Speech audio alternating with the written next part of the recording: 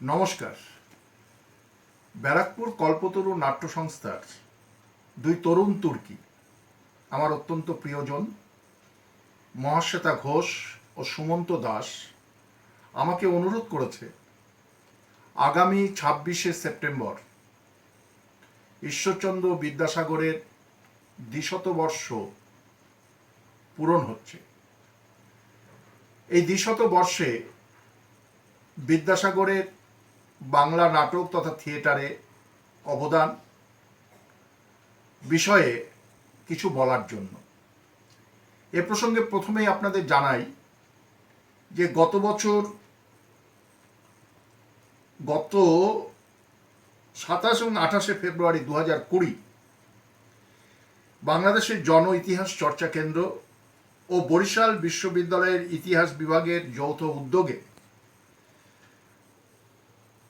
বাংলাদেশের রূপকার বঙ্গবন্ধু মুজিবুর রহমানের জন্ম শতবর্ষ উপলক্ষে Bangabandhu his time and legacy society economy and state formation in retrospect বিষয়ে একটি আন্তর্জাতিক আলোচনা চক্রের আয়োজন করা হয়েছিল। উক্ত আলোচনা চক্রে আমার সৌভাগ্য হয়েছিল আমন্ত্রিত বক্তা হিসাবে বরিশাল বিশ্ববিদ্যালয়ে বিদ্যাসাগরের সামাজিক আন্দোলন ও নাটকে তার প্রভাব বিষয়ে বলার সুযোগ আমি পেয়েছিলাম।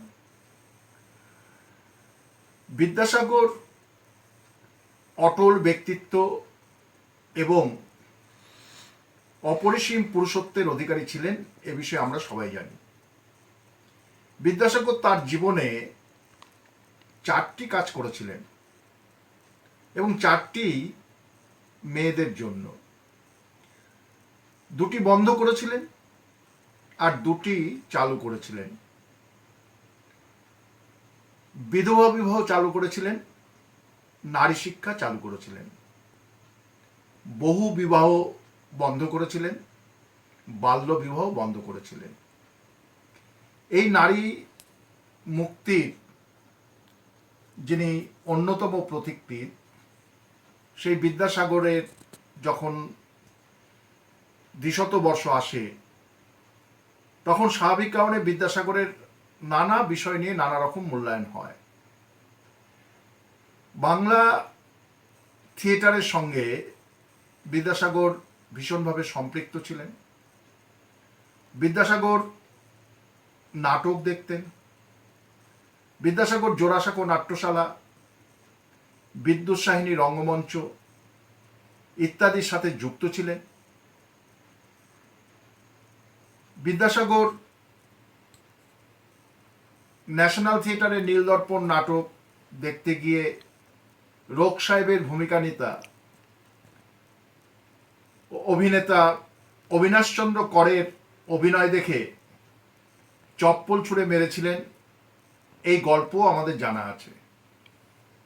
এর কতটা প্রামাণিক সত্য সেই নিয়ে এখনো এ বিষয়ে গবেষণা চলছে।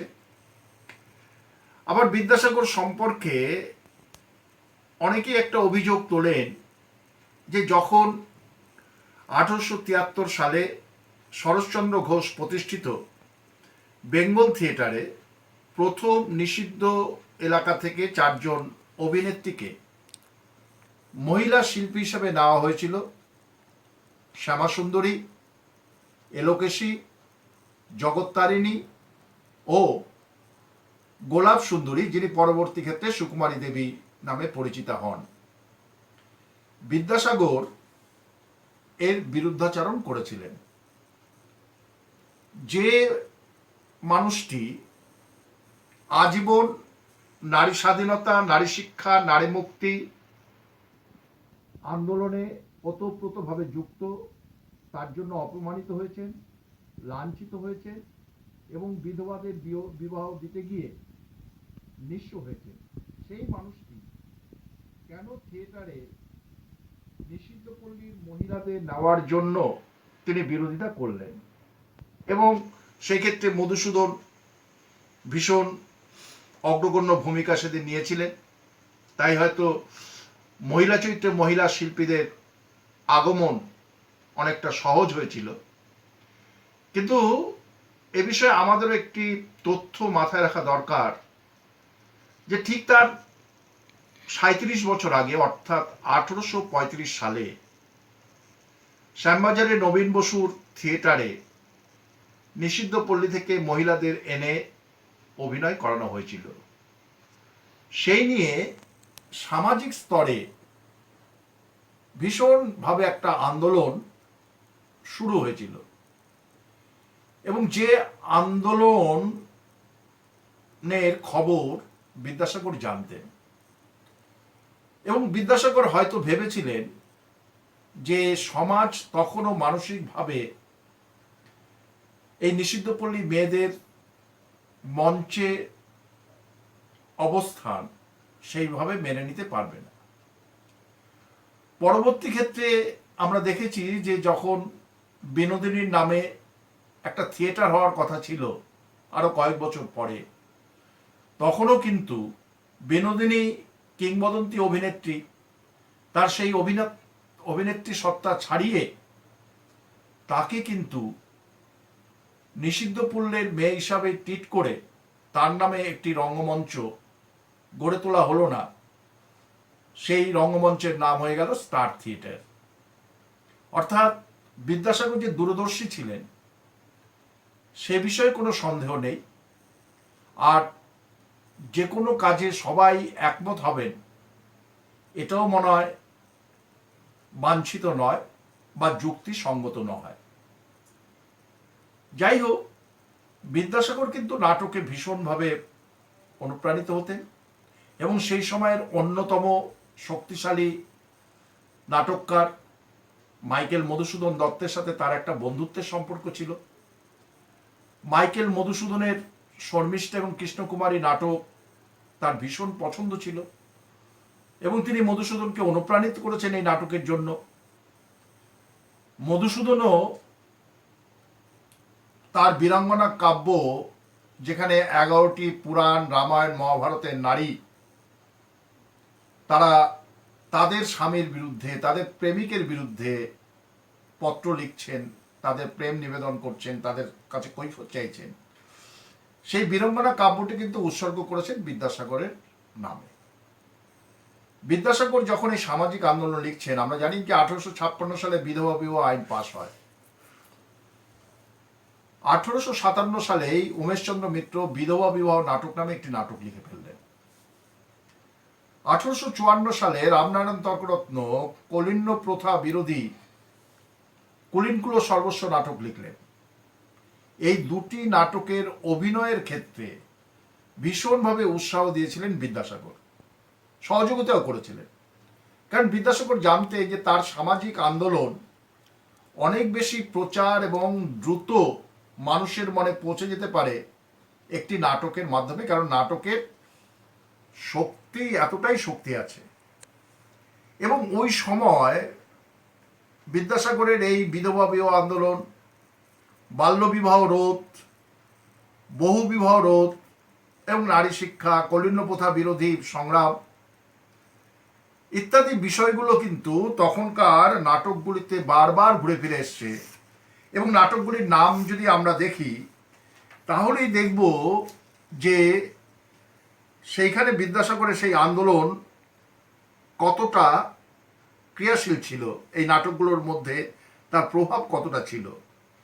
যেমন রাধা মাধব মিত্রের বিধবা মনোরঞ্জন 1877 সালে একটি লেখা নাটক, সেইখানে বিদ্যাসাগরের প্রশস্তি রচনা করে বলা হচ্ছে, মুখে জয় জয় রব, নবীন বিধবা সব, ঈশ্বরে দিতেছে ধন্যবাদ।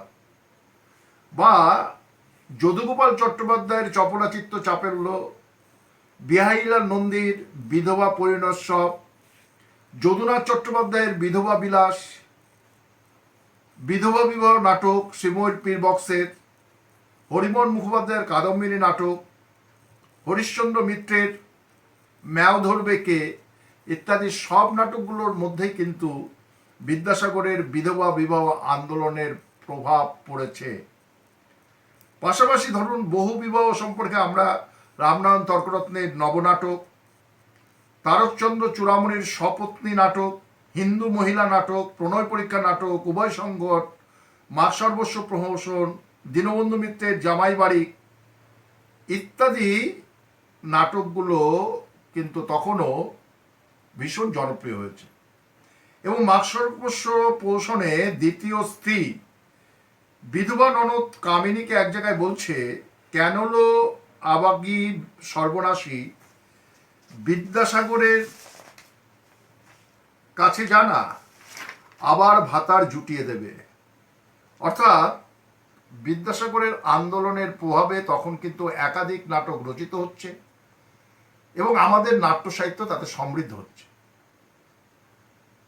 পরবর্তী ক্ষেত্রে বনফুল বলাইচাঁদ মুখোপাধ্যায় তিনি বিদ্যাসাগরের জীবনী নিয়ে একটা নাটক লিখলেন 1945 সালে।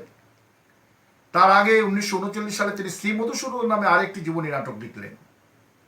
শ্রী মধুসূদন নাটকেও কিন্তু বিদ্যাসাগরের আন্দোলন, মাইকেল তার অর্থ সাহায্যের জন্য তার দ্বারস্থ হওয়া, মাইকেলের সাথে বিদ্যাসাগরের সাহিত্য বিষয়ে আলোচনা ইত্যাদি বিষয়গুলো আসছে, বা বিদ্যাসাগর নাটকও এসছে। বাংলাদেশের প্রখ্যাত নাট্যকার মান্নান হীরার এবং বিদ্যাসাগর বলে একটি নাটক আছে। 70 দশকের উত্তাল রাজনীতিতে অমল রায়ের বিদ্যাসাগর মূর্তি তখন একবার ভাঙা হয়েছিল। এই 200 বর্ষে যেমন আমরা বিদ্যাসাগর কলেজে বিদ্যাসাগরের মূর্তি ভেঙে তাকে যথাযোগ্য সম্মান দিলাম, তো সেই সময় ভাঙা হয়েছিল। তখন বিদ্যাসাগরের মূর্তি নামে একটি নাটক তিনি লেখেন। সাম্প্রতিককালে আমরা বেশ কিছু নাটক পেয়েছি, যেমন কুন্তল মুখোপাধ্যায়ের ঈশ্বরের খোঁজে, যেখানে হিটলার এবং বিদ্যাসাগরের দেখা হচ্ছে। আমরা একটি নাটকের কথা অবশ্যই আমরা বলবো, যেটা যতীন্দ্রনাথ ঠাকুরের অলীকবাবু নাটক, এবং যে নাটকের দুটো সংলাপ আমি আপনাদের শোনানোর লোভ সামলাতে পারছি না। যেখানে ওই হেমাঙ্গিনীর চাকরানী প্রসন্নকে বিয়ে করার জন্য গদাধর এসছে, এবং সেইখানে গদাধর বলছে, এসে বে নয় রে, এসে বে নয়, এ বিধবা বে, এতে কোনো দোষ নেই। এখানকার পণ্ডিতরা বলেছে যে বিধবাদের বিয়ে হতে পারে, আর এখন তো পাড়ায় পাড়ায় তাই হচ্ছে, আবার বিয়ের আইন হয়েছে। এই সেদিন তো আমাদের ভট্টাচার্য মশাইদের বাড়িতে বিধবা বিয়ে হয়ে গেল, তাতে কত বড় বড় পণ্ডিত সব বিদায় নিয়ে গেল। প্রসন্ন খুশি হয়ে বলছে, ও মা, কি হবে, বিধবার বিয়ে তবে হতে পারে? যে পণ্ডিত একথা বলেছে তার মুখে ফুলচন্দন পড়ুক। এরপরেও আমরা আর কয়েকটি নাটকের কথা বলবো, যা 200 বর্ষে আমরা দেখেছি। যেমন হলদিয়া লক্ষা পদাতিক নাট্য সংস্থা, তারা এখন ঈশ্বর নামে একটি নাটক করেছেন, রচনা সঞ্জয় চট্টোপাধ্যায়, পরিচালনা অলোকেশ চট্টোপাধ্যায়। যেমন আমরা দেখেছি যে বীরভূমের বিদ্যাসাগর 200 বর্ষ, এই 26 তারিখে তাদের একটা বই বেরোবে, সেখানেও আমার একটি প্রবন্ধ বেরোচ্ছে। তো সেইখানে তারা করেছিল ঈশ্বর ইতিবৃত্ত বলে একটি নাটক। এই নাটকের নাটককার হচ্ছেন জুলফিকার জিন্না এবং পরিচালক হচ্ছেন উজ্জ্বল হক। বিদ্যাসাগরের অমর সৃষ্টি একটি প্রহসন, ভ্রান্তিবিলাস। তাকে মঞ্চে এনেছে মাচার মানুষ নাট্য সংস্থা। নির্দেশনার দায়িত্ব পালন করেছে সুচরিতা বড়ুয়া চট্টোপাধ্যায়। বিদ্যাসাগরের যে শেষ জীবন, যেখানে তিনি চলে গিয়েছিলেন ওই টারবারোতে, তো সেইখানে সেই তার জীবন নিয়ে সেখানে যে তার শেষ জীবন অতিবাহিত হয়, সেই জীবনের কাহিনী উঠে এসছে 12 নম্বর সুকিয়া স্ট্রিট বলে একটি নাটকে, যেটা দন্দন ব্রাত্যজন প্রযোজনা করেছে। নাটককার এবং নির্দেশক হচ্ছেন দানি কর্মকার। অর্থাৎ সেই যে দুস্থ অসহায় সাঁওতালদের মধ্যে তিনি তার শেষ জীবনটা কাটিয়েছিলেন, সেটা কিন্তু এখানে উঠে এসেছে। আমাদের পাশে নৈহাটির মাইন্ড সেন্টার, তার যে কর্ণধার, আন্তর্জাতিক খ্যাতিসম্পন্ন মূকাভিনেতা বৈদ্যনাথ চক্রবর্তী, তিনি বর্ণপরিচয় নামে একটি নাটক নামিয়েছেন তারই নির্দেশনায়। ফলে বিদ্যাসাগরের সময়ে যেমন নাটকগুলো আলোড়িত হয়েছে বিদ্যাসাগরের জীবন, কর্ম, সংগ্রাম, স্বপ্নভঙ্গের যন্ত্রণা, অসহায়তা, একাকিত্ব নিয়ে, পাশাপাশি এখনকার সময়েও কিন্তু ঘুরে ফিরে বিদ্যাসাগরকে নিয়ে নাটক লেখা হচ্ছে এবং আমাদের নাট্য সাহিত্য, আমাদের থিয়েটার তাতে সমৃদ্ধ হচ্ছে। বিদ্যাসাগরের এই ২০০ বর্ষ পূরণ হবে আগামী ২৬শে সেপ্টেম্বর শুক্রবার। শুধু আমার অন্তরের বিনম্র শ্রদ্ধা রেখে একটা কথাই বলবো, আমার ঈশ্বরচন্দ্র বিদ্যাসাগর। নমস্কার।